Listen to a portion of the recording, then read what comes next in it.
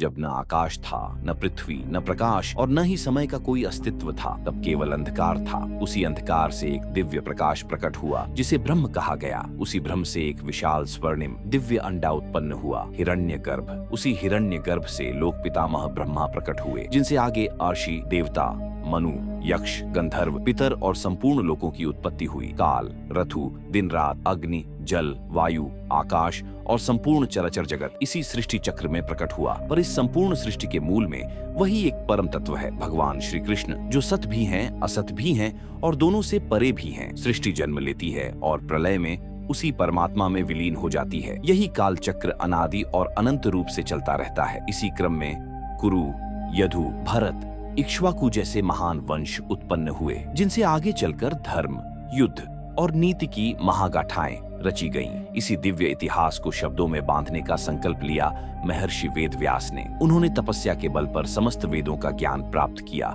और सोचा कि इस अनंत ज्ञान को संसार तक कैसे पहुंचाया जाए। तभी स्वयं ब्रह्मा प्रकट हुए और उन्होंने व्यास से कहा, इस महाकाव्य को लिखने के लिए गणेश का स्मरण करो। गणेश प्रकट हुए और शर्त रखी कि उनकी लेखनी एक क्षण भी नहीं रुकेगी। व्यास ने भी शर्त रखी कि बिना समझे कोई भी श्लोक लिखा नहीं जाएगा। इसी तरह गणेश की लेखनी से महाभारत की रचना प्रारंभ हुई, एक ऐसा ग्रंथ जो केवल युद्ध की कथा नहीं बल्कि पूरे ब्रह्मांड, कर्म, धर्म, अधर्म, जीवन, मृत्यु और आत्मा के रहस्यों का दर्पण है। महाभारत केवल इतिहास नहीं, ये सृष्टि का जीवित दर्शन है।